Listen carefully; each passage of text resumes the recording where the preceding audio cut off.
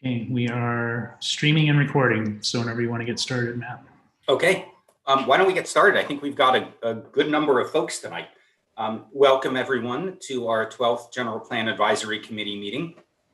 As you all know, I'm Matt Ramey with Ramey & Associates, and tonight our topic is Parks, Recreation, and Open Space. So we are continuing this evening on our series of topic-specific meetings to introduce you to topics and talk about and allow you all to give some input into each of the topics that are going to be part of the general plan. So as I said, the topic is Parks, Recreation, and Open Space. I did hear a rumor that the Acorn said that the meeting was going to be on public safety this evening, and I just want to let folks know that we had a public safety meeting in August, I believe it was, and so that is not the topic of this meeting, but as always, we welcome all comments during public comment, and particularly if you're here to talk about safety, there is definitely a relationship between open spaces around the city and safety, in particular fire hazards. So we welcome everyone to stay. Next slide, please. So tonight, after the brief introduction and welcome, we're going to get into the presentations. We're going to go over for the series of topics, we're going to go over existing conditions, first natural resources, then trails and open space, and then developed parks. We're going to go through existing policies and programs, have some, give a summary of community feedback, and then some ideas for some policy direction. And then we are going to, as we've done in these past meetings, going to move into our small group discussion. So we'll have about half an hour or 45 minutes. And I believe we're going to have 2 breakout groups for the General Plan Advisory Committee, and then 3 breakout groups for the public. After the small group discussion, we'll come back together, give a overview. You can give some feedback on the small groups, and we'll give an overview of where we're going next in the general plan update process, because we really are moving through our topics, and then we'll talk about, we'll close the meeting. So with that, I'm going to turn it over to Melissa. Actually, we're going to do, I'm going to do just a couple of introductions first. So first we have, as part of the consultant team, Melissa on my staff, and then Joe Power from Rincon. From the city side, Gary Rogers, the deputy city manager, is here. Kelvin, the community development director. And then we have our general plan team of Michael, Kristen, Tabitha, Kari, Ian, and Dusty. We also have Brian Stark, who's going to be presenting this evening, who's the Costco administrator, and then Andrew Mooney from CRPD, who is a senior park planner. So I'm moving quickly because we've got a lot to cover this evening, and I want to make sure that we get through everything. So now I'm going to turn it over to Melissa to give the Zoom instructions, and then she will turn it over to Joe to do the presentation, begin the presentation. Yeah. Thanks, Matt. Hi, everyone. I'm just going to quickly remind us of a few key Zoom features. Just a reminder that your audio control is to the far left of your screen, followed by your video control. We do ask that you keep yourself muted for the duration of the presentation. If you'd like to make a comment, we'd ask that you press the participants button, which will take you to the raise hand option. That'll let us all know that you'd like to ask a question or provide a comment. Please keep yourself muted until you're called on. It'll keep us organized. And we'd love for you to have your video on when you're speaking. It's optional for the rest of the presentation, obviously, but it is nice to see everyone's faces. If you're watching us at home on YouTube, we're really excited that you're here, and there's lots of different ways for you to participate. We have a virtual comment forum that is linked on the website as well as in the YouTube description. That'll give you an opportunity to provide feedback, ask questions, and participate in our poll that we had this evening. We will be doing our small group discussions at the end of the meeting. And if you are at home and you'd like to participate in those, you can actually still sign up to join the live Zoom meeting where you can join a group, or you can simply download that worksheet from home, respond, and then email it to the group, and we'll get it and incorporate all of your feedback. If you're a member of the public and you're joining us tonight, we're really happy you're here as well. There'll be an opportunity for public comment for you to speak live at the end of the meeting. So keep that in mind. And then we'll be pausing throughout the presentation for questions, both from the public, through the online comments forum, and then folks who are here live in the meeting. So now I'll pass it over to Joe Power. Thanks, Melissa. Yeah, Joe Power here from Rincon Consultants. I'm going to get things started talking about some of the basic requirements, and then a little bit about some of the natural resources in the city, and then I'll hand it off to Brian and Andrew to talk about parks and trails and things like that.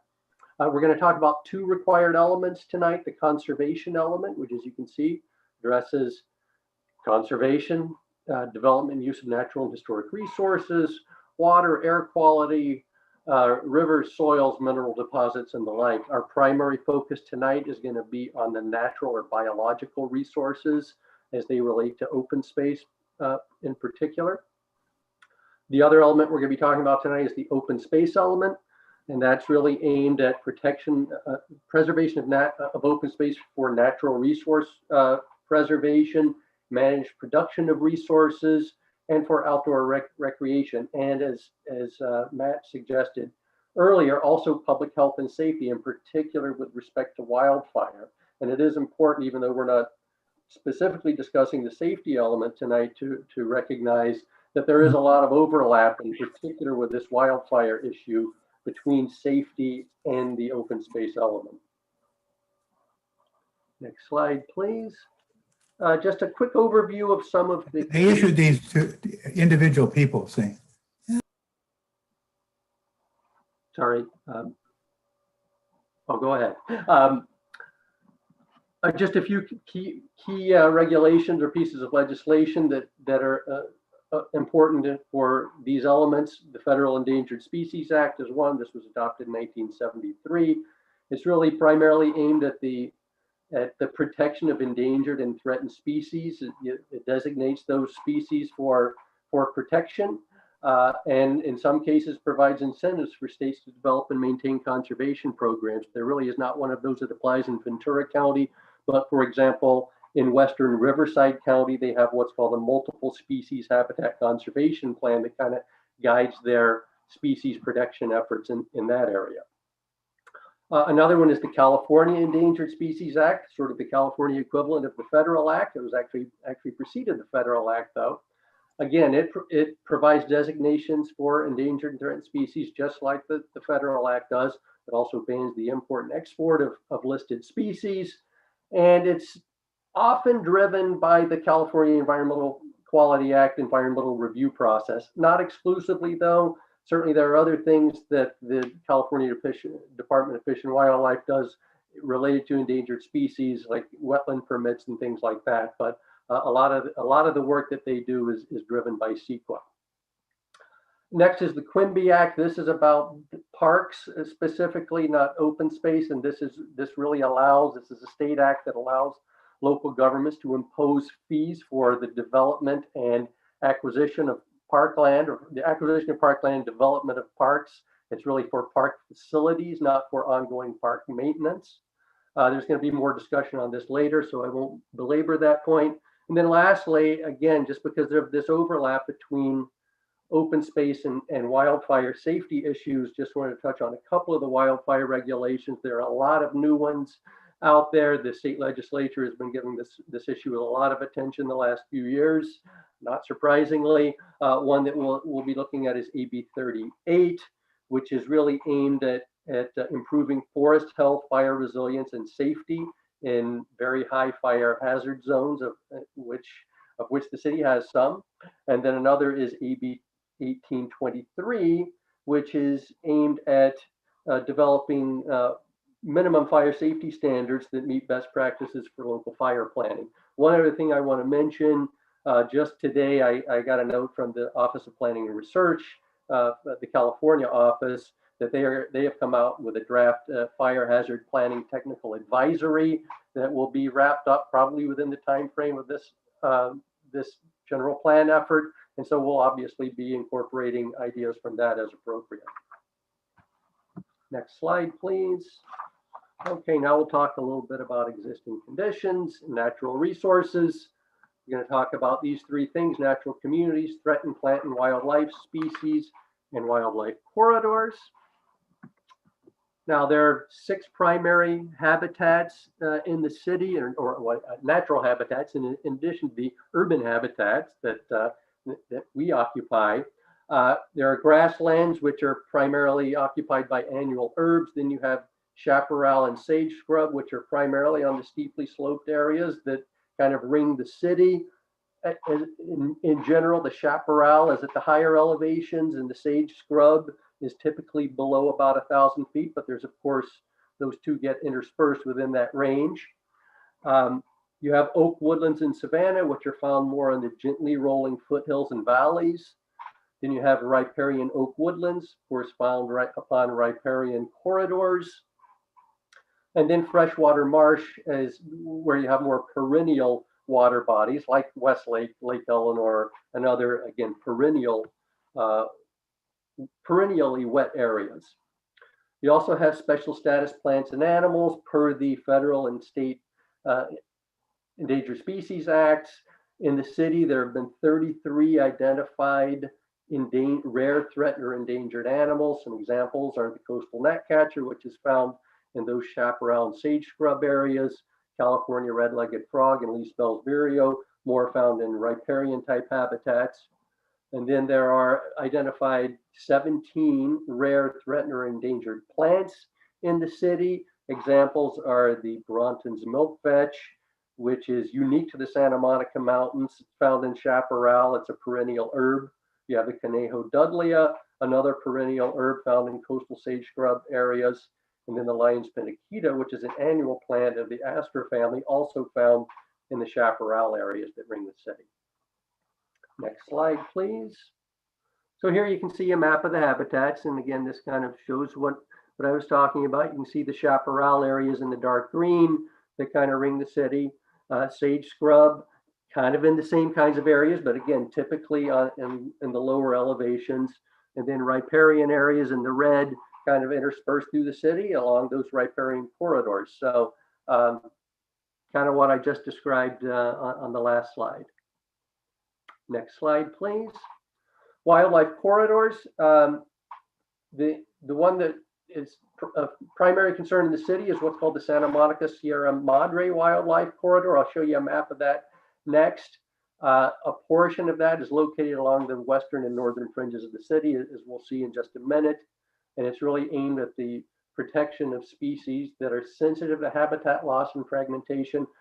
The most common example we hear about is the mountain lion, of course, that's greatly affected by anything that kind of limits its movement through the region.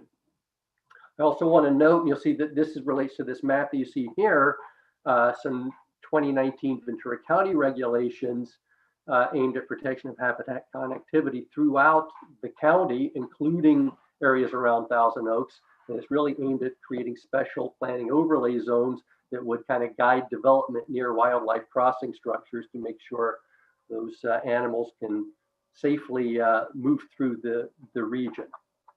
Next slide, please. And this will be my last one.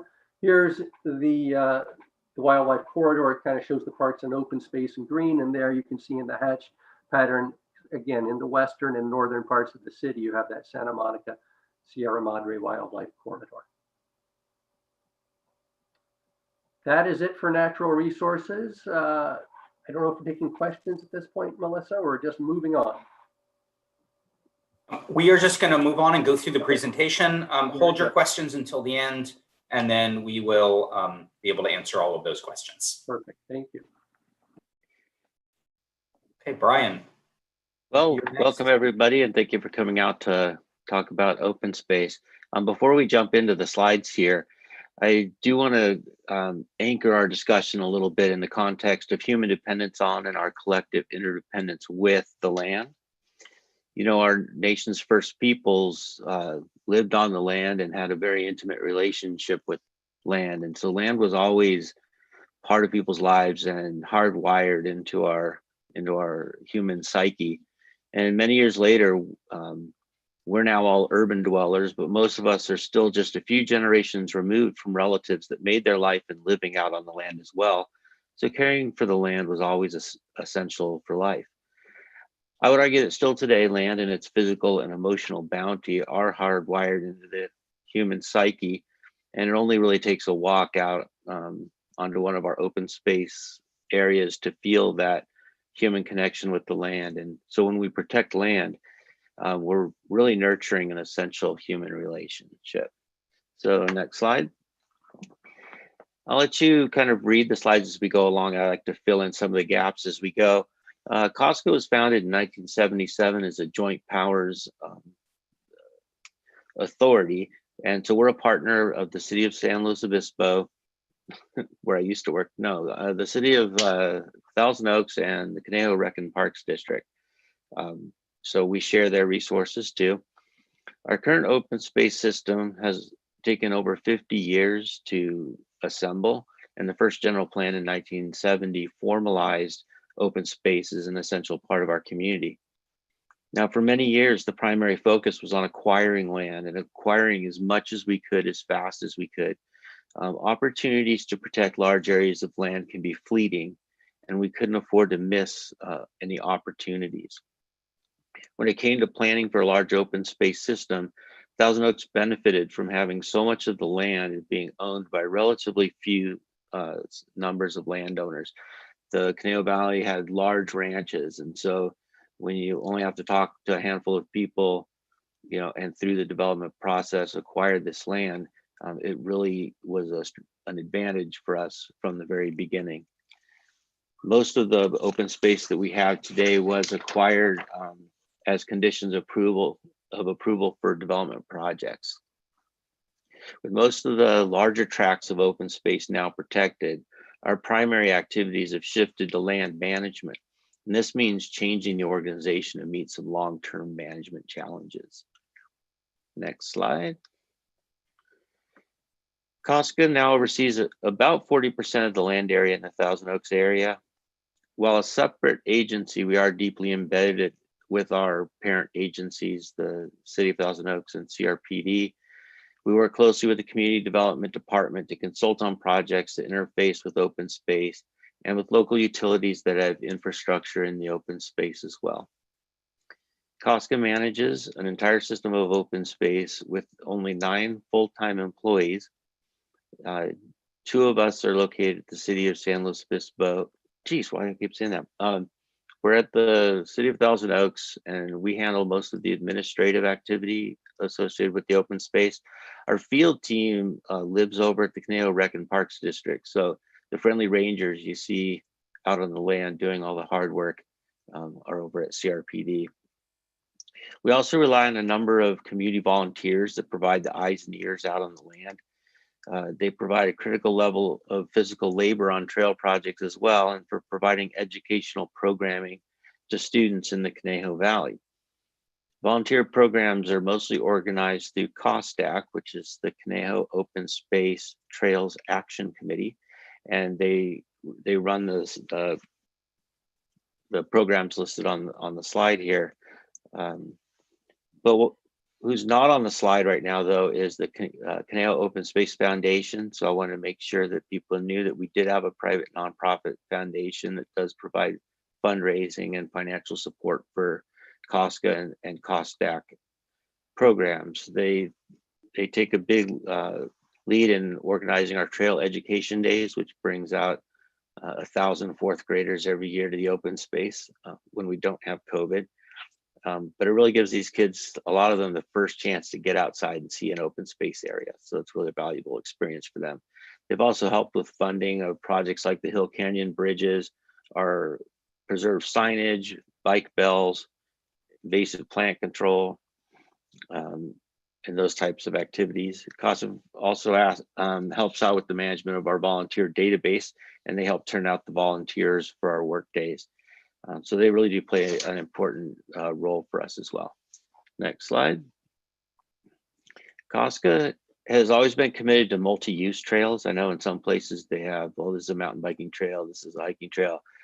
We value sharing above all here on our trails, so all of our trails are open to all uses. There are only a few trails that have any restrictions, and these usually reflect challenges with terrain and trail improvements, such as stairs that might be difficult for a horse, for instance. We do believe our trails and our public access contribute to health and vitality of our community, and trails take us out to nature where we can escape the day-to-day stress and to build on our physical health as well. Now, when the COVID pandemic first started and closed a lot of businesses and created a lot of community anxiety, where did people go? Well, they came to the trails in the open space, and they continue to do so. Even now, our year-over-year visitor numbers have increased dramatically. So we're looking at new challenges of having a lot of new people coming out to open space, and a lot of people that are new to open space aren't familiar with outdoor ethics. So we have an educational challenge ahead of us. Next slide. Our trails, as you can see here, are well distributed throughout the community, and almost all residents live within a mile of a trail access point. So that's something we're really proud of.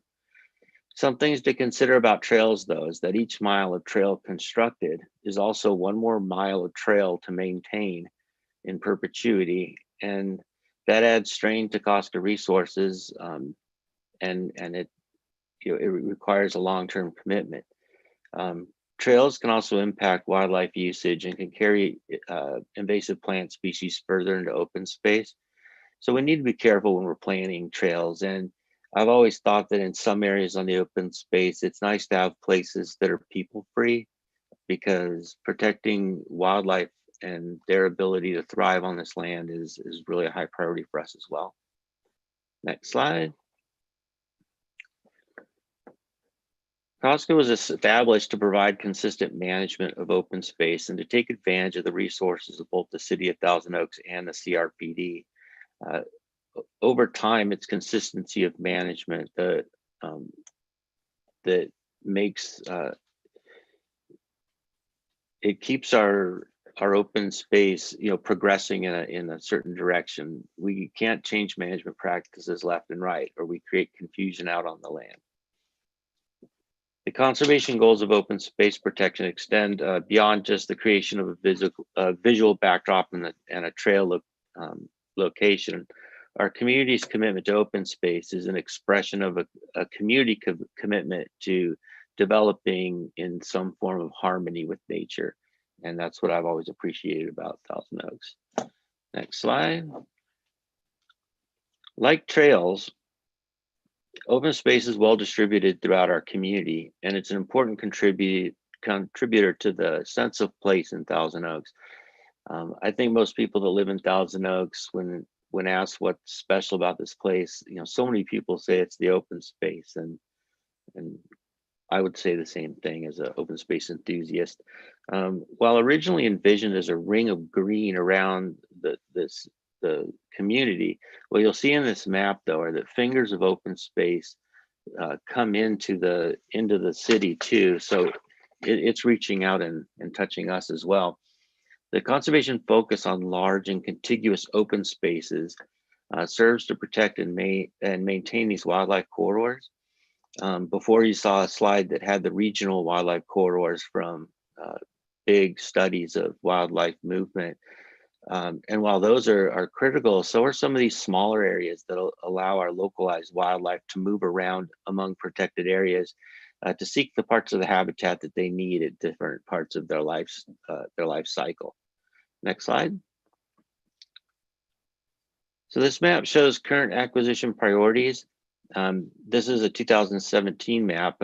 Since this map was prepared, the highlighted area where it says proposed acquisition area has been largely protected through a donation of approximately 80 acres by the Rasnow family. We're very grateful for that, and it filled in a really important part of our ring of green. As with trails, each new open space area acquired also creates a larger management burden that also affects Costco's capacity. Just a few final thoughts to leave you with as we jump to Parks and Rec. We really are fortunate in Thousand Oaks to have protected so much land. It's really an unusual community that does what we've done here. it's not normal, it's extra special. In some respects, protecting the land may have been the easy part though. Acquisition is a one-time action and expense. And much of our open space here, we kind of got without great expense by conditioning it on development. The harder part is the perpetual management of the land and the stewardship of the natural resources, because that's forever. And I've heard some people say forever is a long time. Over time, management will require long-term commitment of both human and financial resources, and acquiring them will be our challenge as we plan for the future of our open space system. But with all that being said, whatever it takes to care for our open space, in the end, it will all be worth it. Thank you. Great, thank you. Okay, Andrew. My name's Andrew Mooney. I'm a senior park planner with Canada Recreation Park District, here tonight to share some information with you all about your local parks. So next slide, please. So as you are aware, we're a separate agency from the city with an elected 5-member board of directors. Next slide. To give you a little bit of background on who we are from a staff level, we have 94 full-time trained staff in all disciplines, which range from a heavy equipment operator for field work to trained therapeutic staff to support special needs population programming to accountants to help pay for the bills. We have 53 part-time staff, 325 contract staff, 100 contractors, and really just want to point out the immense support from the community volunteers, which helps the community tremendously, as you can see, the amount of hours that they provide for us. So next slide. So way back in the 1960s, Canal Valley looked much different. If you can go back without the newspaper, if that's possible, looked much different, right? So this photo is actually looking east towards Westlake. So farms and cattle land were the main land use, right? So next. So, but in 1963, through an overwhelming 80% vote, the community created the Canal Recreation Park District. Next slide. So shortly after the city of Thousand Oaks conducted their first ever comprehensive update of the general plan in 1970, the district created its first parks master plan in 1975, replacing previous plans and reports that were no longer adequate. Next. So among other things, the master plan establishes a target ratio of parks per population. This standard is modeled after a national standard adopted by the National Recreation Park Association. So the master plan considers existing planned population, locations, and density, and the goal is to plan for and serve the community with adequate public parks proximate to the homes within the 6 planning zones as shown on this master plan graphic on the slide. The current master plan was last comprehensively updated in 2011 and is reviewed and updated each year through reports to the district's board of directors. The master plan is scheduled to be comprehensively updated again using information from the 2020 census, as well as the ongoing work updating the city of Thousand Oaks' general plan. So the master plan does serve as the recreation element of the city's general plan currently. In accordance with the 2011 CRPD master plan, which used the 2010 census, the district has adopted the national standard of 10 park acres per 1,000 residents. Of the 10 park acres per 1,000 residents, the standard, it's broken down into 5 acres for district-wide parks, 2.5 acres for neighborhood parks, and 1.25 acres for community parks, as well as another 1.25 acres for playfields. So you can kind of see the breakdown within the 6 planning zones on the map, and then we have sub-neighborhood planning areas within each one of those zones, labeled as 1 through 21. So next slide, please. So how are new parks funded? Funding for park acquisition and or improvements for the district is primarily through Quimby fees. These are generated from new residential development. So the Quimby Act has been part of the California Government Code since 1975. And the act authorizes cities to pass ordinances requiring residential developers to set aside land and or pay fees for park improvements. So the city of Thousand Oaks has passed such ordinances, and the district relies upon these fees for park purchases and improvements at existing facilities. Next slide, please. So there's going to be a lot of information on these slides, and I'm going to quickly kind of flip through these and highlight some interesting kind of milestones and facts of the district, but lots of history, lots of information. And this is, I know the community members received a hard copy of this, but this is actually also available digitally on our website. So please check it out there. So the district actually started with one donated park, which is Estella Park, and it's 1.5 acres. In 1974, Wildwood Regional Park is acquired by the district. Next slide. And then with the city, as Brian mentioned, in 1977, Costco is formed. Next slide. In 1985, MRCA is formed. Next slide. In 1989 and 90, Alex Fiore Teen Center and Global Adult Community Center open. Next slide. In 92, Conejo Creek North Park opens, which is a district-wide park and also home to the teen and adult centers, as well as the city library. So the district has built some great parks, and most likely if your children play or played a sport or attended a summer camp, it was most likely at a district facility within the city of Thousand Oaks. Next slide. And in 2011, McRae Ranch Visitor Center opens. And over the years, the district has held many fun community events, such as the annual summer concerts, Touch a Truck, and other seasonal events. So next slide, please. So after 57 years, what is the district today? So the district encompasses 65 square miles. It serves a population of 136,000 plus. Annually, we hold 3,000 plus recreation programs through our facilities.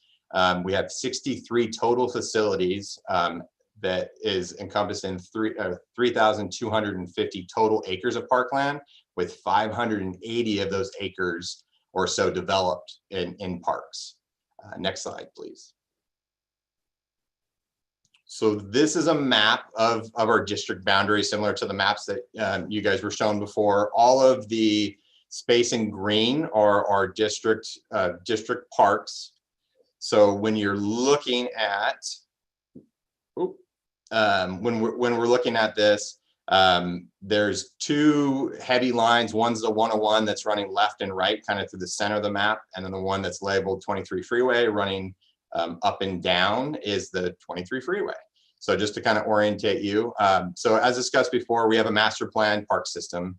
This provides parkland balance throughout the district, and each park has a service radius, which you'll see. As you can see with our neighborhood parks, we have 29 neighborhood parks, and these are accessible walkable range to homes. So they typically include an open turf area, a playground, and various courts, depending, and possibly a restroom. But again, this is our smallest facility, and it's supposed to be in a walkable range. Hence, there's 29 of them spread out throughout the district, walkable to residential development.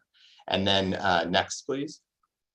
We have 6 play fields. It might be a click or two. So we have six play fields, which includes typically all the elements of a neighborhood park, but it has larger turf fields for team sports access. And these typically do have a restroom building or possibly a snack bar and shade structures. Next, please. So we have 6 community parks. Some are typical traditional with gyms and ball fields, and others are unique, like MultiUse Trails, as well as Triumphant Community Parks, which only have minor buildings, but they have passive development, and then they have unique opportunities there for recreation. Next slide. We have 17 special facilities. These include theaters, pools, museums, a botanic garden, and equestrian facilities. Next slide. And then we have 3 district-wide facilities known as the Conejo Creek Park Complex that is home to amenities such as large event picnic areas, the Healing Garden, district-wide sport event fields, equestrian area, and the dog park. Next slide. We also have 2 regional parks, Wildwood and Oakbrook, that connects to the greater open space trail system, as Brian mentioned earlier. And then next slide. And then with the City of Thousand Oaks via Costco, we have 15,000 acres of open space that Brian shared some information about. So as you can see, the park system is very robust, and it's planned to evenly provide parks where residents live throughout the city, as is the abundant recreation program at these sites. So we strive to meet the park formula that I mentioned before in order to provide balance throughout the system. But even with all these great parks and park acreage, we are deficient. So next slide, please. So where is the district going? So we have goals to continue providing needed services and facilities, and to provide balance to our existing system with improved or additional park sites, as well as partner with the city and really the greater community to deliver a great park system. So as the city grows, the need of parks grows as well. However, like city water and sewer lines, streets and lights, parks are an aging infrastructure that need to be updated and improved to meet the need of the changing community. So very similar why you guys are here, general plan update, and really taking a look at land use regarding where additional housing may go. We need to really review that based on the findings of the general plan, Measure E analysis, as well as the TO Boulevard specific plan. So we count on those sound planning efforts as well as the census to help us meet our goals for the community. So next slide, please.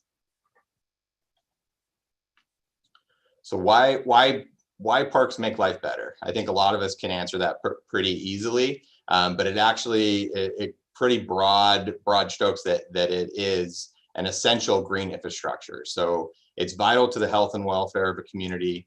The adequacy, availability, quality, and accessibility of public parks are important considerations for creating a livable neighborhood. So parks and recreation programs add quite a bit of value to a community. So typically, health and wellness is the #1 thing. So it improves the physical and mental health opportunities to programs and natural land, as well as it promotes social equity. Parks are for all people, regardless of background, race, age, income, or physical ability. Everyone needs access to public facilities and programs that make their lives and communities better. So inclusive and therapeutic recreation programs can involve and engage people of all abilities, as well as parks enhance a sense of place and community. So parks offer backyard passive amenities, as well as public gathering spaces for social, cultural, and entertainment events. And then there's also a level of conservation and resiliency. Parks offer protection for natural areas that help create and fortify climate resilient communities. Public safety element of that is also community centers serve as emergency shelters and cooling centers during extreme heat, as well as water bodies like Lake Eleanor offer location for helicopters to retrieve water to fight wildfires. Parks are also a supportive environment for kids. So parks and recreation programs can offer no to low cost programming for kids living in poverty and a haven for at-risk kids, and offers alternatives to gang involvement. And then obviously there's economics to this too. So when travelers are visiting, they spend money during sports tournaments or vacations. And economic research also consistently shows that homes that are found in close proximity near parklands have higher values than those located further away. So parks improve the quality of life, which is a significant factor also for major business location decisions for a community, which enhances the economic development of that specific region. Next slide, please. So really thanks to the vision of early elected officials and the efforts of former and current elected officials to carry out that vision, as well as the careful planning and collaborative efforts of public agency staff, property owners, developers, business owners, and residents, the City of Thousand Oaks is one of the most desirous places to live, work, and recreate in the world. So the general plan is a critical document that will help shape the future of the city, and district staff is prepared to work closely with residents, City of Thousand Oaks, property owners, and developers to formulate strategies to best satisfy future park acreage needs, to ensure a prominent quality of life status that the City of Thousand Oaks is known to have. So the City of Thousand Oaks also would not be what it is today without the community partners such as city, Costco, MRCA, School District, CLU, McRae Ranch Foundation, Jan's Marketplace with the Reign of Terror, and all the other great community groups that you actively involved residents are a part of that makes really this place such a great place to be. So next slide, please. So hopefully I didn't bore you too much, and it's a lot of information, but our website's a great tool. There's tons of information, including the history timeline that's available, as I mentioned, as well as our park master plan. But feel free anytime, give us a call to answer any questions or concerns about your parks. So thank you very much. Thank you, Andrew. That was great. Joe, I think you're gonna just finish up here on a few thoughts, and then we're gonna open up for questions and then move into the small group. Okay, Joe. I'll try to be quick. I'm just going to talk a little bit about existing programs and policies, what we've heard from the community, and then talk a little bit about some ideas for policy recommendations. Here you can see a list of some of the things that we're going to be relying on as we move forward. Obviously, as you heard through this presentation, the city's got a pretty good beat on this open space and parks issue. So, we've got a really good head start on these elements. And we've got a lot of good material to rely on, and there are a lot of good things already going on in the city. So I think it's going to be just sort of a fine-tuning exercise for us. Obviously, you've got the existing open space and conservation general plan elements, other city things, the recent 2064 guiding principles from your visioning exercise you did a couple of years ago, plus citywide goals that you've adopted in the last couple of fiscal years. And then obviously the Costco things that you heard about. One that's not listed is the CRPD master plan that Andrew mentioned. So we're going to be relying on all these types of documents moving forward. Let's go ahead and move on. Next slide, please. Now, what we've heard from the community. Next slide. Well, we've heard loud and clear the community really values the parks and open space. Those are a real priority for the city.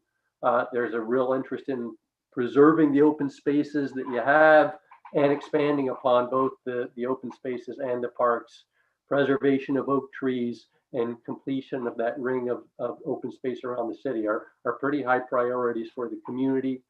There are some concerns we've heard about how climate change may affect open space and oak trees. Obviously, we've seen some of that with the recent wildfires. I think those are very real concerns that we've heard about.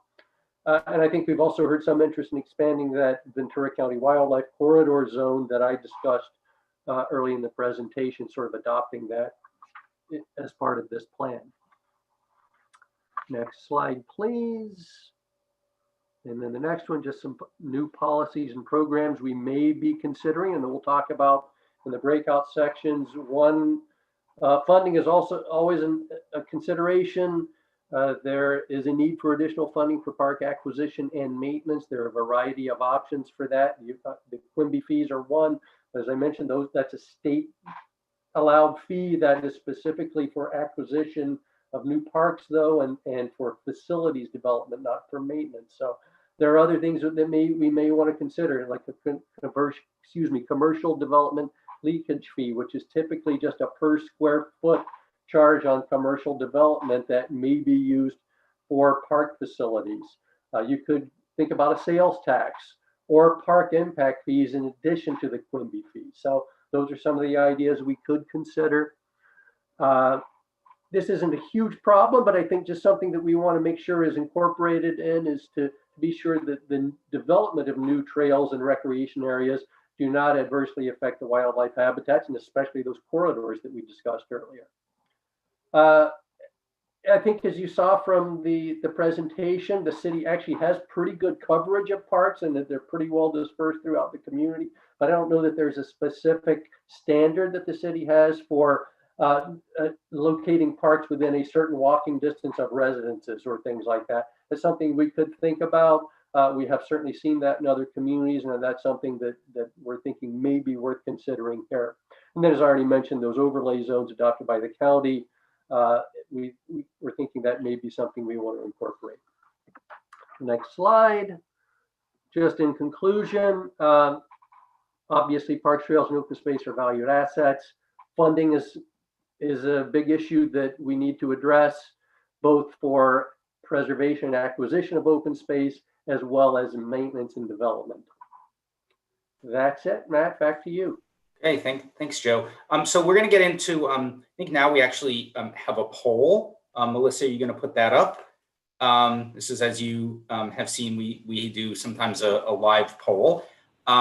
As that is getting ready, I just want to say that I have been so impressed with the entire crew at the city in the region who's working on parks and open space. And having done this work all across the state, I can tell you that Thousand Oaks has the best parks and open space network and staff working on this. It's really pretty amazing, and it's something really to be proud of. You probably know that, or you inherently know that, but from an outside observer, it's really impressive.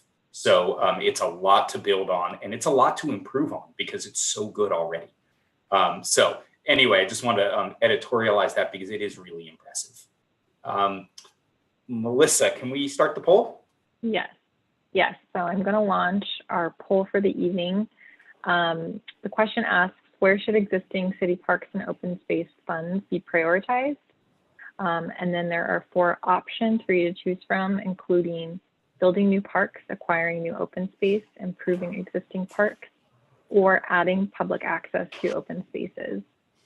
If you all wouldn't mind taking a minute and let us know your responses. If you are watching on YouTube, there is a link in the description to Mentimeter where you can respond to this poll as well.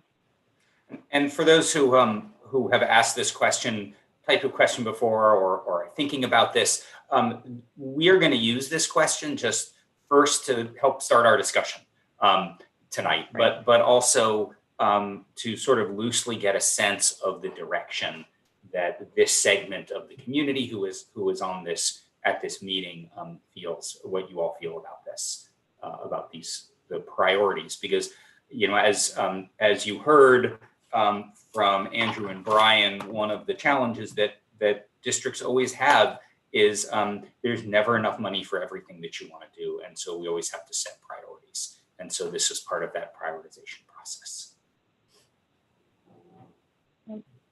So with that, I'm going to close the poll and share the results.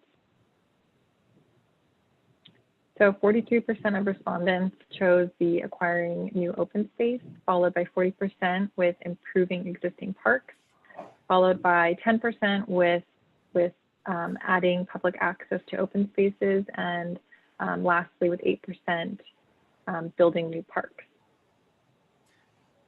All right, that's really interesting. That's pretty directional about what at least this group wants to do. All right, why don't we open it up to the General Plan Advisory Committee for questions and comments to any of our 3 presenters. And then, as I mentioned, we're going to go into breakout groups at some point pretty soon, and there'll be more opportunity for everyone, including the public, to give their feedback and comments. So let's see. And so we've asked if people could raise their hand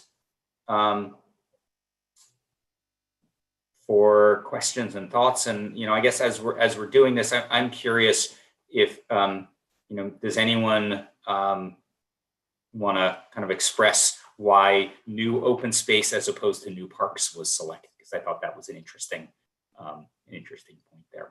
Okay, so I'm going to start with GPAC members. Nicholas, you're up first. And of course, if you can make sure you have your video off when you're doing this, that'd be really helpful. Yeah, sorry, just a quick question about the Santa Monica Sierra Madre Wildlife Corridor. To the west and north of the city.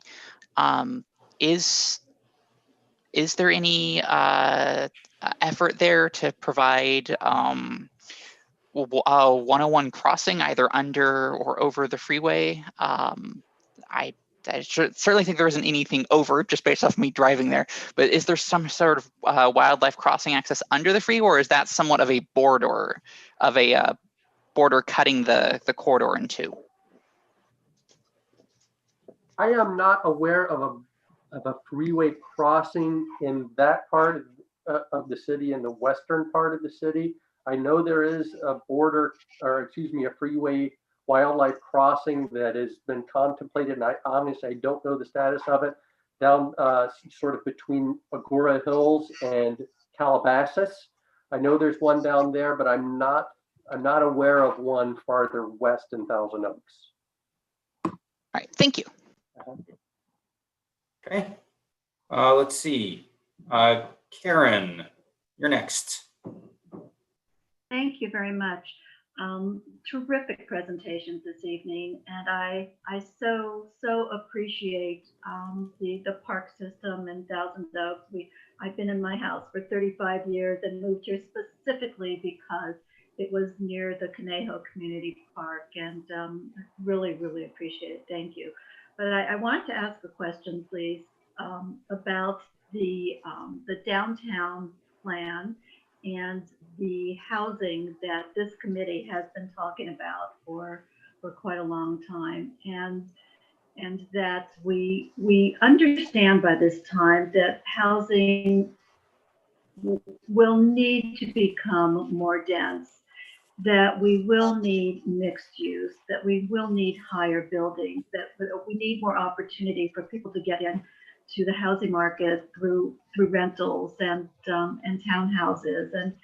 And as we do this, and particularly along Thousand Oaks Boulevard, and I'm picturing the changes that are planned to occur in front of the Civic Arts Plaza, and are there plans for some sort of pocket parks, like they call them in large cities on the East Coast? Because you know, we all understand how very important parks are to the quality of our lives as human beings. So what's the plan for that, please? Yeah, so we are in the process ourselves of, like I mentioned in the presentation, taking a look at the general plan. So all the good stuff that you guys have been working on the past year. And then as that plan gets formulated, because the big question for us is, where do we put the next park if it's needed? So it's really kind of following the process of the other planning processes that the city is taking lead on. And we are currently assessing opportunities to be able to, and we kind of always are, but specifically in the Boulevard area because of the density factor of housing. So sorry if that's not a complete answer, but it's kind of in process, really, is where we're at with it, just like the general plan. And Karen, I think I could actually maybe expand on it just a little bit, which is, and something inherent in what you had said is that the types of parks and open spaces, of the types of public spaces in a slightly denser environment are different than you might find when you're thinking about a subdivision. And so what the projects that are moving forward, we need to look at more plazas, smaller pocket parks, and then other types of open space, in addition to these larger open space opportunities that we have. And so those types of open space standards are going to be built in, particularly into the zoning code, but they are going to start in the general plan. And we are going to identify broadly opportunities for those types of park facilities and open spaces, in whether they're public or private, or private but publicly accessible, as we're doing the planning work. Yeah, and just to kind of add to that a little bit too, Matt. It's we don't build parks and walk away, right? With a developer, we actually maintain, and we have skilled staff and understand kind of the capacities of our park system. So in more detail, we're not really looking into more of a pocket park situation. Yes, it's not a typical suburban, but however, the amount of use and the dense population that we have, I mean, Thousand Oaks isn't a small city and we don't serve a small population. So we do have carrying capacities of our parks. And what we want to be able to, like I mentioned in the presentation, working with city staff, working with private developers in the greater community to really look at those new opportunities in a more urbanized setting. However, whether that's a more of a linear park or linkage factor type stuff, however, we do have our standards of how much space is manageable from, just looking at turf, right? So if you have a real small turf area, it's not going to live, that type of stuff. So we're assessing that from a kind of a more broad land management strategy. Okay, thank you. Thanks for that. Okay, let's see. Fred, you are next. Thank you. Questions, and then with this in mind, everybody loves a clean park. When you go and have a picnic, nobody likes to sit among trash and litter. And also considering the homeless situation. I have two questions. Is there a formula for locating trash receptacles to encourage people to clean up after themselves? Also, number two, was it an intentional decision to cut a lot of the underbrush, such as at the Conejo Creek Park North, where it exposed a lot of the area there so that it inhibited homeless encampments, which cause litter, environmental pollution, etc. So those are my two questions. And the last thing I want to mention is that we are absolutely blessed. I mean, I can't thank the Park District enough for such great parks and such great leadership. Thank you. Yeah, thank you, Fred. So there probably is some formula out there. Like I said, we have trained maintenance staff and myself as a planner, as well as managers, to lay out trash cans as needed. So that's kind of there. I'm sure there's some formula and science to it, but we kind of go from experience and how it works within the park.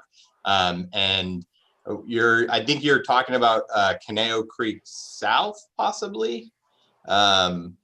When you're talking about some brush that was cleared out, I don't know exactly where you're talking about, though. Both north and south along the river banks, the creek banks.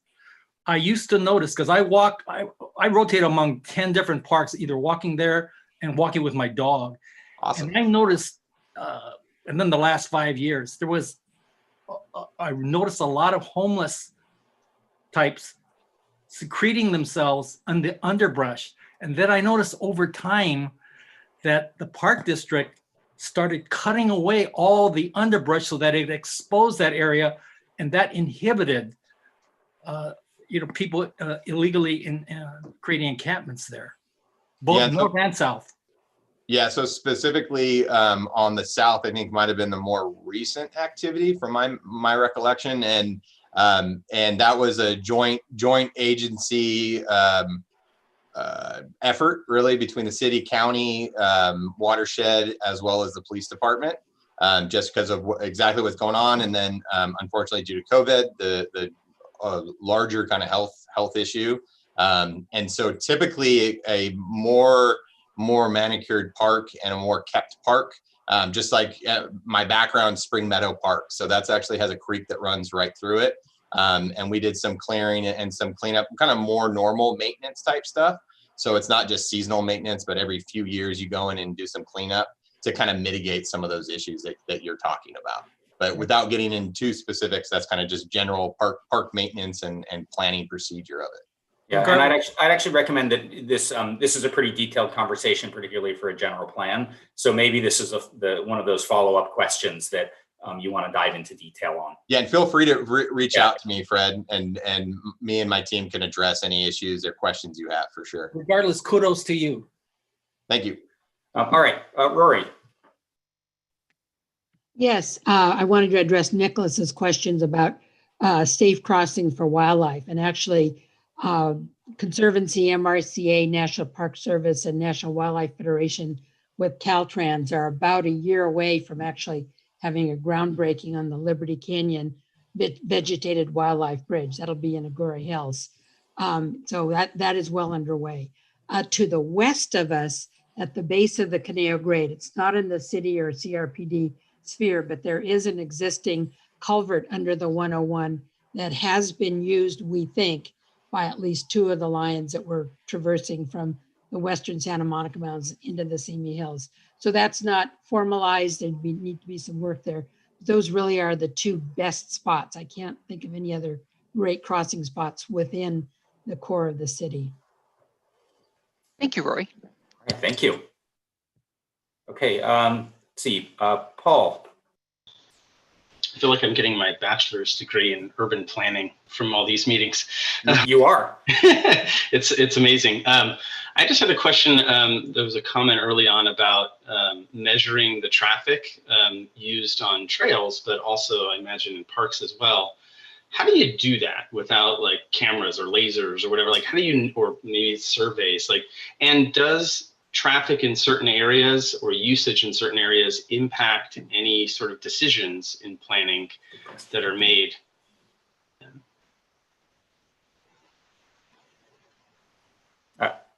Andrew? You want to take that one first, Brian, and I'll back clean up on it? Sure. Yeah, so you might have to remind me about some of your questions, but we have had increased traffic. We do have volunteers out during our normal high traffic areas, actually counting people coming in to our busiest park areas. So that's mainly Wildwood. You know, Wildwood's drawing people from a 50 to 60 mile range. We're also down at the Los Robles open space area and the Lang Ranch area. So we kind of, and the Hill Canyon area. So we do surveys there on weekends. We've been doing it a few times a month recently. Mainly we're counting people. We're also trying to entice them to take a survey. That's remote because we can't be close to each other anymore, but there's a online survey they could take. But we also ask all of our visitors their zip codes, and we map those zip codes so we have an idea of where our people are coming from. And you know, some patterns do emerge there. And what that helps with is, you know, our messaging about how we'd like people to behave on the open space and, you know, engage in an environmental ethic while they're there. We can target regions for advertising through social media companies and deliver our messages into the communities that we think need to receive them. We have had issues mostly with Wildwood where the crowds really are impacting outdoor areas and, you know, the environment. So we had done some closures off and on during the summer. The other things we're noticing is some of the impacts on, well, people, because a lot of new people coming out to the open space, they're simply unprepared for a day outside, and you know, people are coming out for a long hike on that day when it was 116 degrees. The first that I ever heard of, we did do a what they call a resource drawdown closure of our open space system because the rescues that were going on, not just on our open space, but all the regional open spaces had drawn down Ventura County's rescue resources. So that was something all the parks agencies and outdoor agencies worked together on. We think through signage, education, and, you know, and time that, you know, we'll be able to address those types of impacts. It'll be helpful when we rely heavily on volunteers to do a lot of our work. And, you know, when we are not able to organize group activities for stewardship and things, it's you know, it lessens our capacity. But once I think we can get community health back up to where we could work together, I think we will be able to marshal higher levels of resources to look into those things. Yeah, and so and on the park end, and I'll be brief. It's really, if we have issues with things as far as usage, we have field monitors as well as staff or consultants that will take a look at usage of park facilities. Also with like development. So for instance, Conejo Community Park, we're in the middle of a process of taking a look at that, and the part of that is an environmental to do improvements to the park. So expanding upon use and traffic and how that affects it. That's all part of CEQA. So as Joe and his staff talked about in the beginning, really kind of assessing those. But then even from a really small level, we might even track how many people are using courts and things like that through our own survey mechanism. So using staff. And then also we have a very sophisticated registration system on the rec programming side. So of our program sites, we can really track to see how many participants, how many times, where they're coming from, et cetera, as well as for like our events. So if it's a registered event, then we can kind of track how many people and things like that for our larger stuff. So I hope that answers your question. I might add one more thing too. One of the things we're looking at for Costco and open space is the possibility that some of this visitation data can be obtained by, using cell phone records. So there are companies that can track where cell phones go, and they can be used it's not really very specific. It's, it's metadata level, but they can tell you what cell phone came into your open space and where it came from.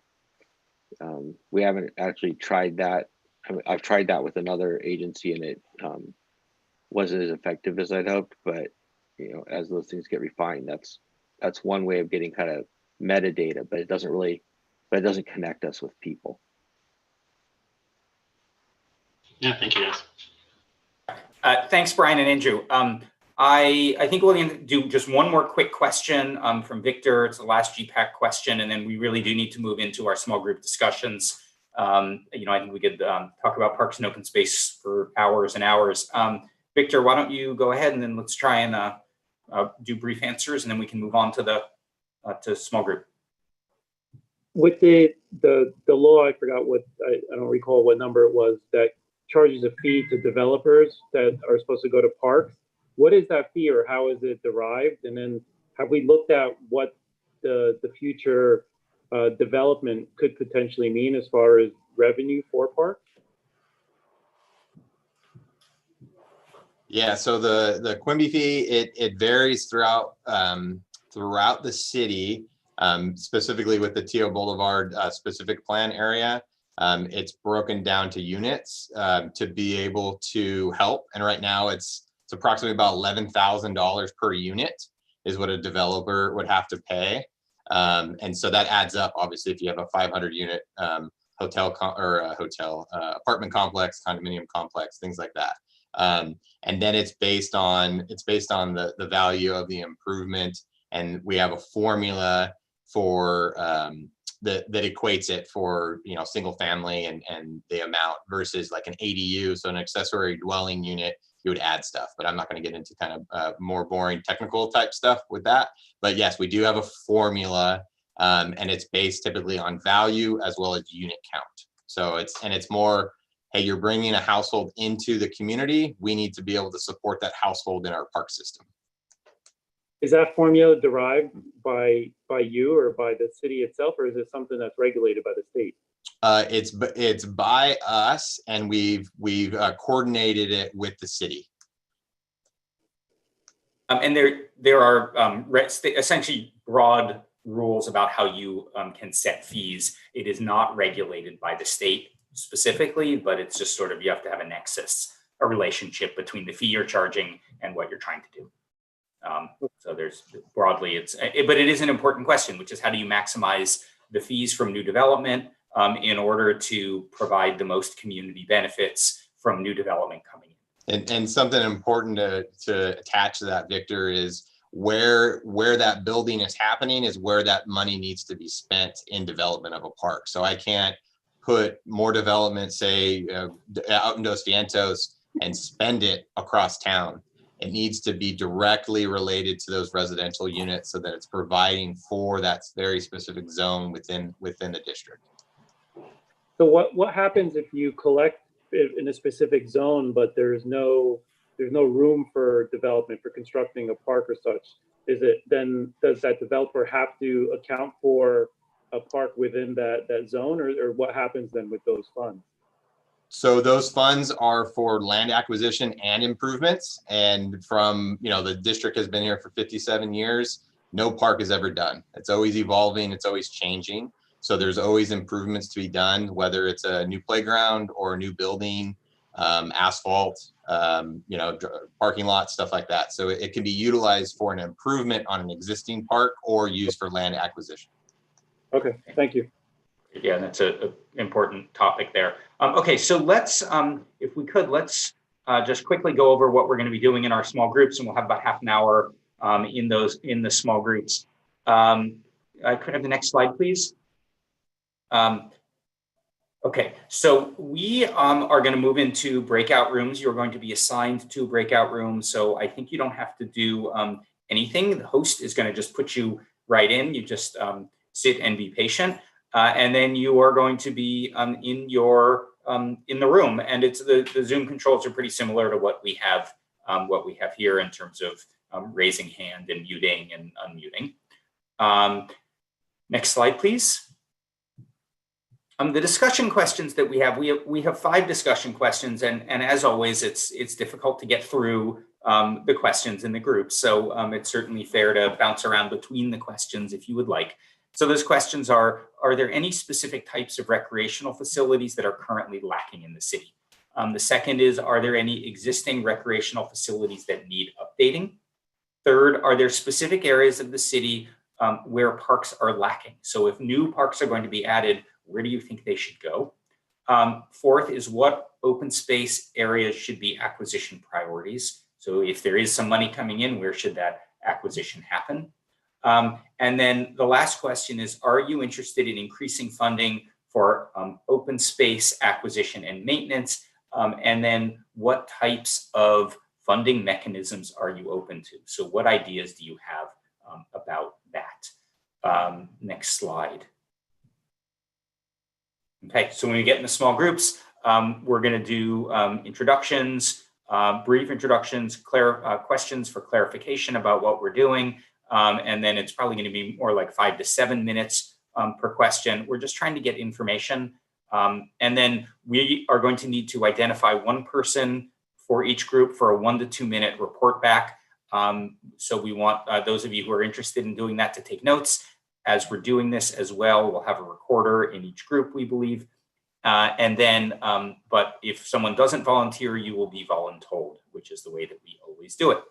And just a quick note before we go out into the groups, I know that there were some members of the public who had their hands up in the questions. You can potentially ask those questions in the small group discussion, and then we always have public comment at the end to be able to ask additional questions. And apologies for not getting to you. All right, Melissa. That's it. So now we get bumped into our small groups. All right. This should hopefully happen automatically, and you'll be briefly disconnected and then reconnected. If for some reason it doesn't happen automatically, you should get a message on your screen that says click yes or okay or something like that to join the room. So if you get that message, then say okay.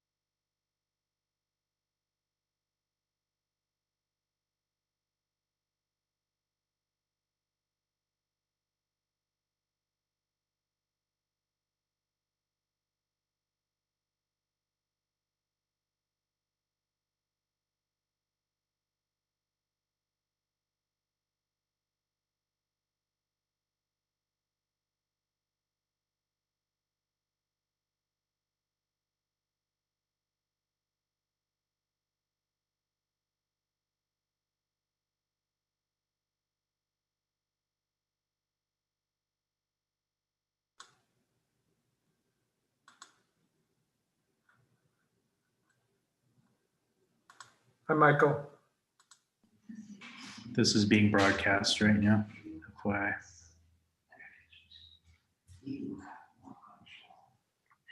Everybody else will pop back in momentarily. All for, oh.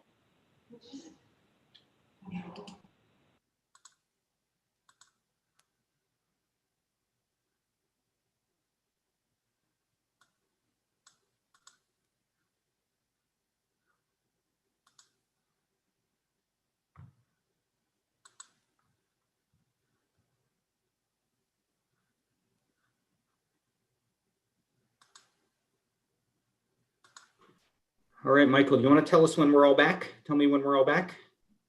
We are all back. We're all back. All righty. Great. Catherine, I just sent you the notes. I can't see you on the screen, but I just sent you the notes. So let me know if you don't get them. All right. Let's, let's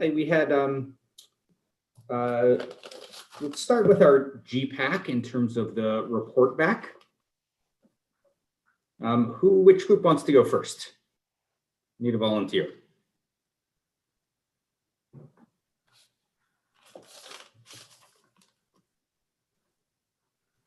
I'm going to volunteer Joe because I just realized we didn't volunteer anybody else.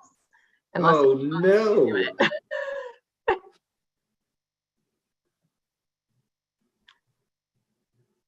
Joe, there you go. Do you want to do it or do you want me to do it? Me? Oh, I thought Fred said he was going to do it.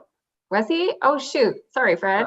That's what, I didn't want to volunteer him to go first, but, and I'm happy to do it, Fred, but it's all yours if you're up for it. You're muted.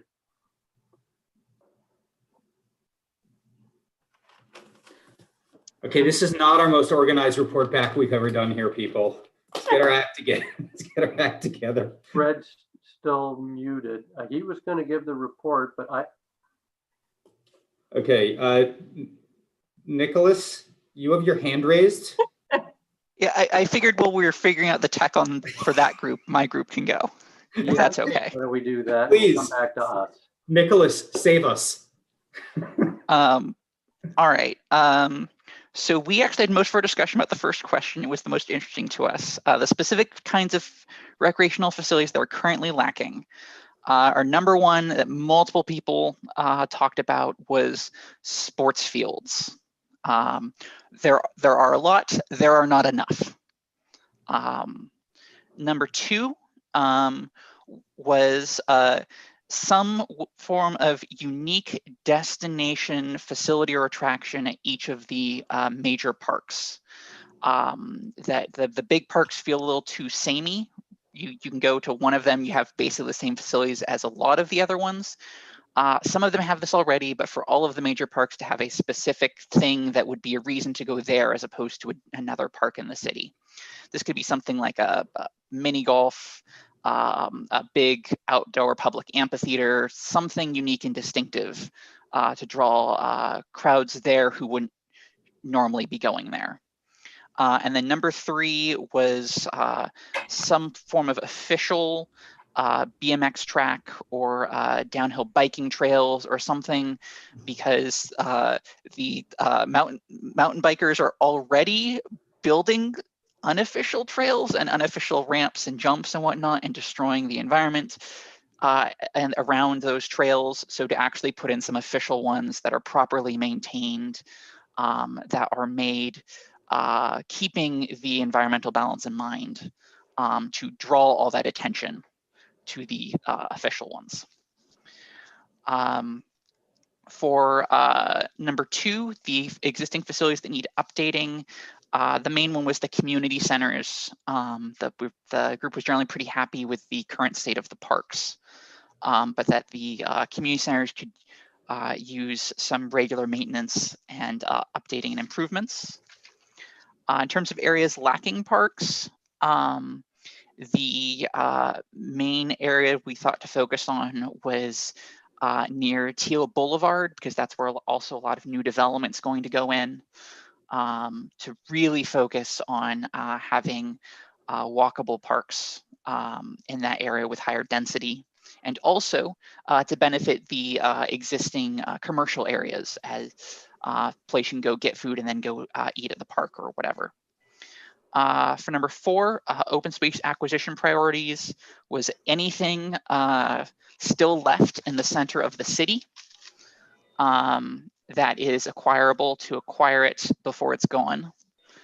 And then finally, for increasing funding for open space acquisition and maintenance, raising the sales tax was a thumbs down, but the idea to help fund the parks and open space was to reach out to more corporate sponsors to get people at some of the large corporations in the city, the wealthier corporation city, to actually form a bit of a task force to tour the existing facilities and encourage them to sponsor specific parks or areas of open space, so they can go ahead and, you know, slap their branding on it. This part brought to you by Amgen or whatever, to get them to commit some ongoing funds to support specific open spaces or specific park facilities that they would like to sponsor. And that was my group. Okay, thank you, Nicholas. Let's see, has Joe's group gotten ready here?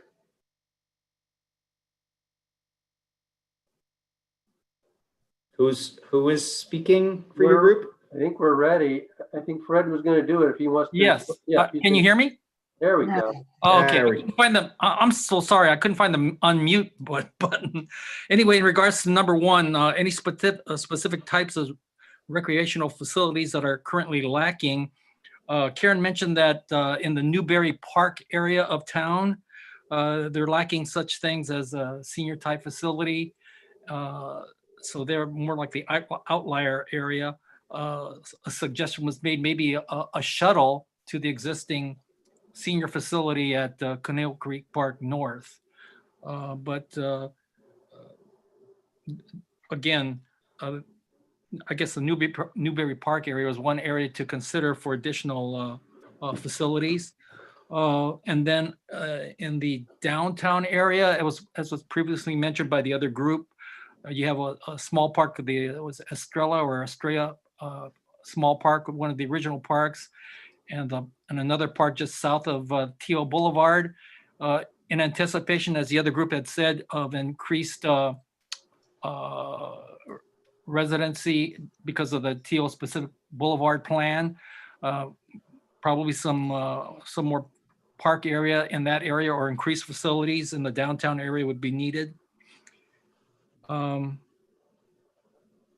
think that's what I can think of right now. Okay. Was there anyone else from that group if that wants to add anything? Please.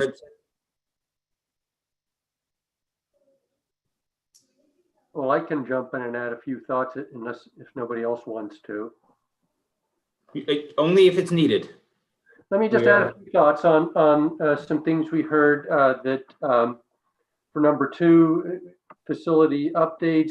We heard we want to make sure that there's good accessibility for all parks, for all people. There's a little bit of, there was a couple of things, interesting ideas that came up about whether it would make sense to put security cameras in the parks. Would that make people feel less or more secure?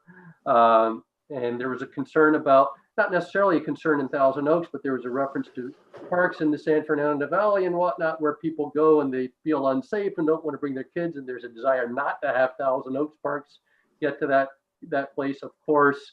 And one idea was, well, maybe security cameras or that sort of thing. So that was an interesting thought. Specific areas downtown, same thing that we heard from the other group, no surprise there. In terms of open space acquisition, it seems that our group thought that the priorities that we saw on the map kind of made sense. We did talk a little bit about whether that might make sense to consider a wildlife crossing at the western edge of the city. And I guess there's been a little bit of work on that already.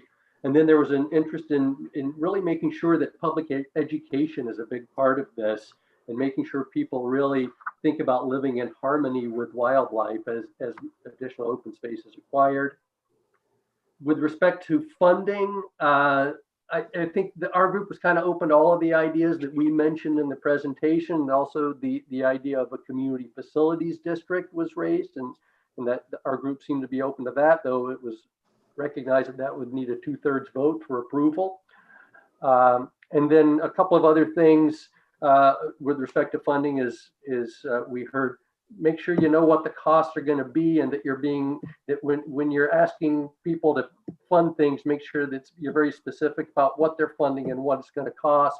And then also, if you're thinking about funding increases, make sure you're comparing Thousand Oaks to other nearby cities to make sure you're not kind of pricing yourselves out of the market, so to speak.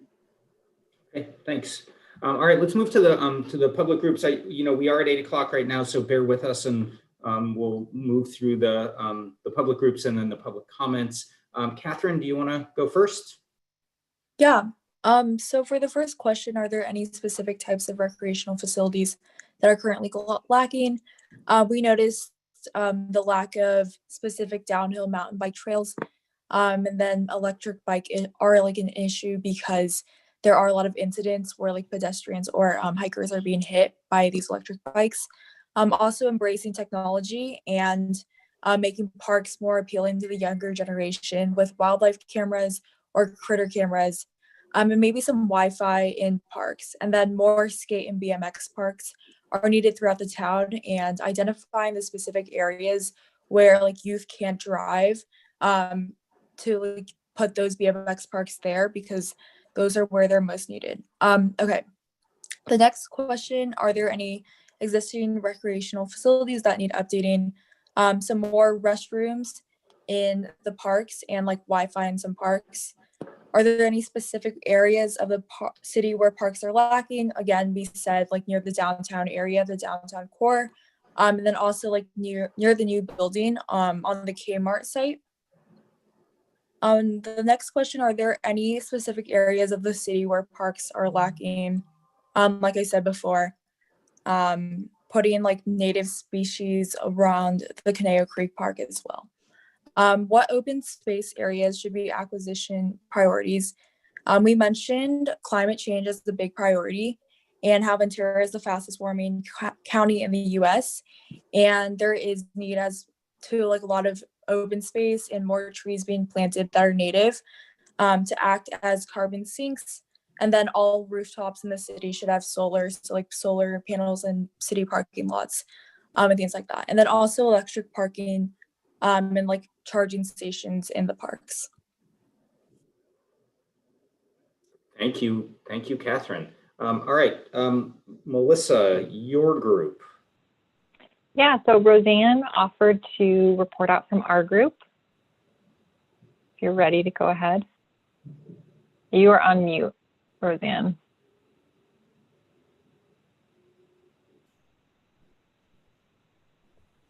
Sorry. There you go.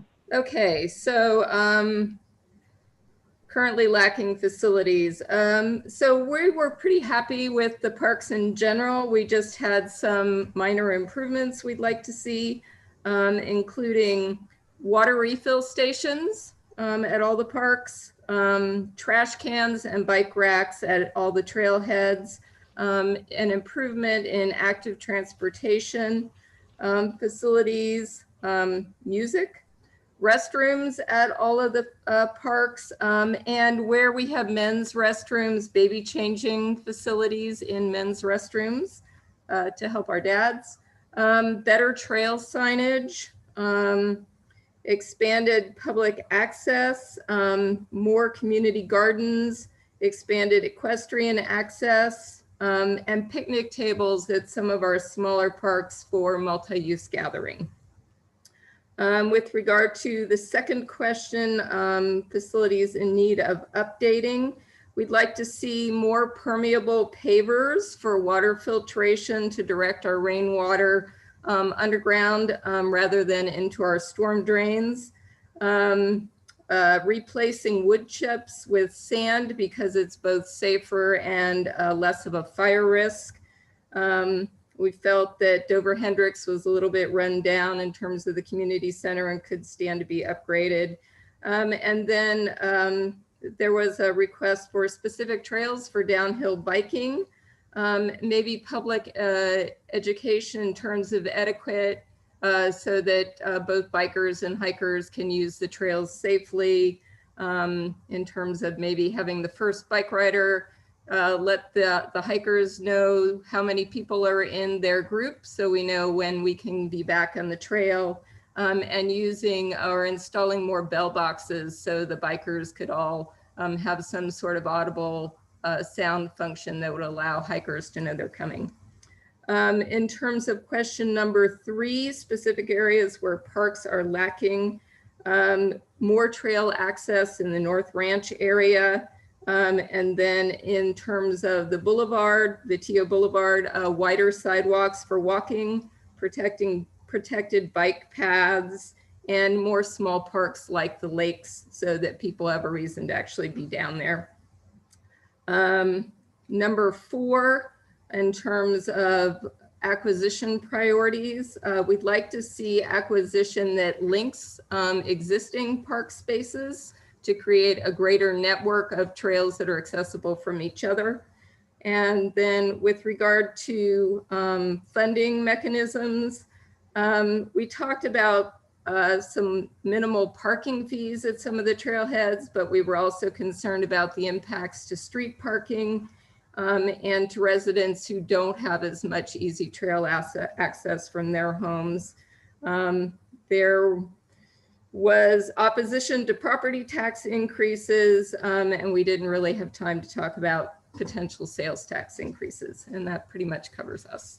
Thanks, Roseanne. And then, Michael, there was a third group. Was it Ian's group?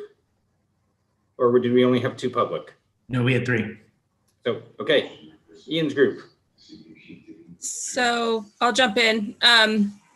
We actually had a shy group and I told them if they didn't volunteer, I would volunteer somebody. So I'm going to ask Silvana if she will, or Silvana, if she will sum up things, and I'll help you out if you need some help. Okay, please help me because I took some notes, but not great. All right, for the first question, what's lacking? We said public swimming pools, educational games about taking care of the environment, like composting, wildlife, like who lives in the trees, the squirrels, which birds, etc. Safe access to open space, replacement of trees in parkways. That's I guess that's the city-owned area between the street and a home. More trees throughout the city. Tips on how to act around horses. Advice on how to use or not to use headphones for safety, or 2 headphones, sleep just 1. And how to navigate the city without a car. Like the city should have some kind of like route that people can look up. Then for the second one, I think we're pretty happy with the parks that exist. So not much to add there. Item number 3, we would like better connectivity for the ring around the city and connectivity for horse trails. And I think this is where can you add anything else that was there for Carrie or Ian? I think there was something else there, but I didn't get it. So Ian, do you want to read the notes? You took good notes. For number 3. For number 3. Yes. So for number 3, you hit on some of it. So any specific areas of the city where parks are lacking. So they're looking for better connectivity between the parks and open spaces. And that was really about like safe routes as well. Whether you're a pedestrian, kind of creating safe pedestrian and bicyclist access routes between parks. But then, the education, basically, user-friendly ways for the equestrians, whether that's signage. So basically there's a heightened awareness and kind of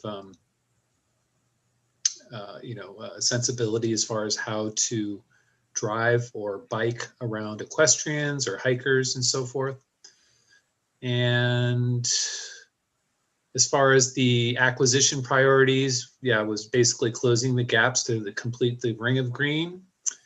And then in looking at the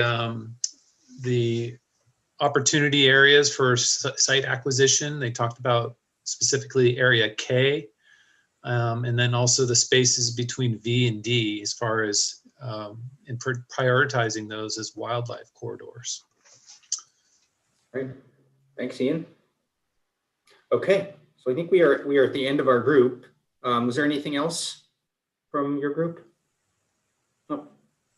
Okay, so I think we are nearing the end. We have public comments, I think, is next. So Melissa, do you want to put the screen back up? And then Michael and Kristen, are there any public comments that we have?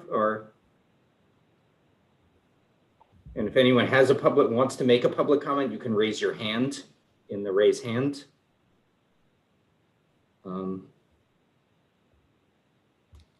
Anyone want to? I do, but I can't find the raised hand thing. Okay, go ahead. We keep it to 2-ish minutes. So I just wanted to reiterate what Catherine said about Ventura County's average temperature. It's already increased 4 to 7 degrees in the last 125 years, making ours the fastest warming county in the lower US. In the next 20 years, Thousand Oaks temperature is projected to climb another 3 to 5 degrees. And what that means in terms of our life here is an extra month's worth of days over 90 degrees and 7 times more days over 100. And that kind of extreme heat is what dries out our vegetation and makes it far more likely that we're going to see the intense, fast-moving wildfires that have become more common in the course of our lifetimes. So while many of the factors driving these heating issues are beyond our local control, there are some that are definitely related to the choices we make as a community. And I believe we can lower our local temperatures and reduce health impacts to our residents and retain more of our rainwater and reduce our wildfire risks by preserving all of our open space, expanding our parklands and green spaces, strengthening protections to preserve all of our remaining heritage oaks and landmark trees, setting aside expanses of currently undeveloped land that are adjacent to open space for rewilding, and prohibiting any development in our wildland urban interfaces. And I hope that all of those suggestions will be incorporated into our general plan so that Thousand Oaks remains both beautiful and livable. Thank you. Thank you. Thank you, Roseanne. Wendy Zimmerman. A project I'm working on with Supervisor Parks in Newbury Park, and I want to see developed all over the place, is more multi-use paths along our flood control channels. Newbury Park, there's a dirt one that is not open for public active transportation yet, but goes from Orchard Park on the east all the way through where the Newbury Park Library is on the west. And developing them, flood control actually would like to put in more multi-use paths along their flood control channels. I know there are other creeks and things throughout Thousand Oaks, and see those developed to provide more access to for public active transportation, so people can get to schools and parks and city facilities and all kinds of things without having to be on a lot of our busy streets. It gets us off street, and one of the deterrents to active transportation is people are afraid to be out there with cars. So I would like to encourage the development of those off-street pathways that kind of go behind along our creeks and other assorted places where they could be put in to let people get from point A to point B in a safer manner using their feet or their bikes or whatever it may be, scooters, skateboards, in whatever comes along in the future so that we can, physically get our exercise and our transportation in at the same time. Thank you, Wendy. Tony Reed, you're next. Yes, thank you. Great comments so far, everybody. My name is Tony Reed. I'm with the Amgen Cycling Club. I'm the cycling advocate, and I'd like to focus on the trails, in particular, the mountain biking and its shared use in the open space. We definitely expect an increase in use in open space amongst all groups. To keep these safe, fun, and enjoyable experience for everyone, we would love to see some directional, downhill-only mountain bike trails created. We believe this would mitigate conflicts between groups. Hikers and equestrians could not worry about the bikers coming down trails at them at a speed that is faster than they are, of course. Uphill mountain bike trails would be shared use trails with hikers and mountain bikers in our view. And then bike paths and bike lanes could be used to connect the trail systems, and using Wendy's idea of connecting them through creeks would be even better. We also have some ideas about how to raise some more money on trails.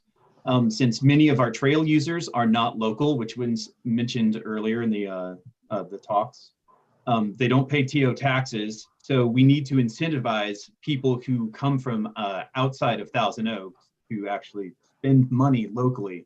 So perhaps we could have some trailheads that all 3 different user groups use. Maybe those trailheads could be sponsored by a local restaurant or a business or something like that. And the people who are working out on the trails can end up going to a restaurant, a coffee shop, or a brew pub. We already have amazing open space, but we need to plan for the future uses and how to maintain them for all the groups. So thanks, everybody. Thanks, Tony. Eric, Clem, did I pronounce your name right? Yes, sir. Thank you very much. I realize that a lot of times people come to these kinds of meetings because they have complaints to register. And I just want to say, first and foremost, that I think that CRPD and related agencies do a fabulous job. And I am stoked as a resident of TO. Previously, I spent, as I mentioned in my breakout room, 18 years in San Luis Obispo, and I greatly appreciate all of these wide open hills with no homes on them and all the rolling spaces that we see.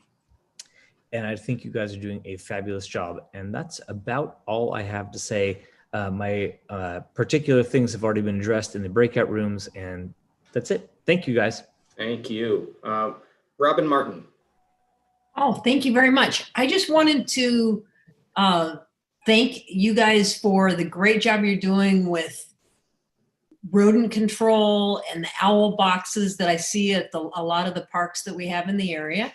I started a group called Poison Free Conejo Valley, and I am really interested in finding ways in our open spaces and parks to continue to educate people about safe ways to control rodents and to keep the wildlife safe in our communities. So that is my particular passion, is helping human and wildlife interaction be more positive and less deadly to wildlife. And I wanted to just encourage you guys to keep finding ways to support interaction between wildlife and humans and help that be a positive outcome.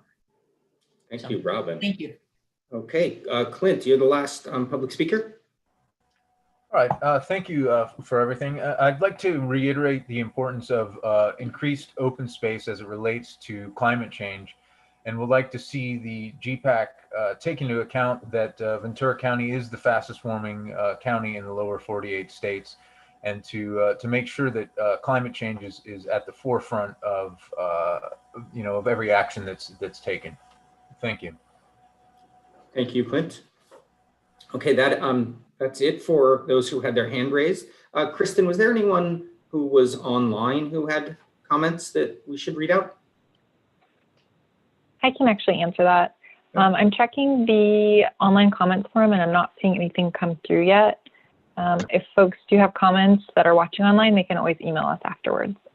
Okay. Thanks, Melissa. Okay, we are almost done here. I apologize for going over. It's a topic I know we all like to talk about. So we go to the next slide. So let me just quickly go over the next steps, because when we started this process a while ago, it was hard to imagine how we were going to get from the very beginning all the way to the end and when that was going to be. And well, this actually begins to show us when we're really getting towards the end here. And so where we are now is we are in the process, in addition to doing all of these meetings, these topic-specific meetings we've had over the last few months, we've been working behind the scenes on the land use alternatives. And we are going to be coming back to you in January with draft alternatives based on the concepts that you all provided to us, both the GPAC as well as the public. So we're going to be doing that, moving towards getting a preferred alternative to the City Council in April, so that we can then move forward with the rest of the plan. When all of this is going on, we're going to be working on the policies for the individual chapters, the elements of the general plan. And then we're going to be coming back to the GPAC in the spring with those draft policy documents, which we're calling the policy frameworks. And then moving on from there, we're going to, in the late summer, early fall, we're going to actually, we're hoping to have the draft plan out for you all to review. So we're moving forward here, and we're hoping that in the next 9 months or less, we're actually going to have a draft plan for everyone to review. But just to reiterate that the land use alternatives are coming up in January. We are not going to have a December meeting. We're going to have our winter break here until January. We're going to be working behind the scenes, but we encourage sort of continued comments and questions through city staff. So with that, I think we wanted to thank you all. This was a great meeting tonight. It's clear the passion about parks and open space in the city and the appreciation that you all have for the job that the various public agencies have done to build the parks and open space and then to keep them going. And it is quite amazing. So with that, we will sign off this evening. We will see you all in January in the new year. And I hope everyone has a nice Thanksgiving and then a nice winter break. So thank you all. Good night. Thank you all. Good night. Thank you, everyone. CRPD and Costco. Good night.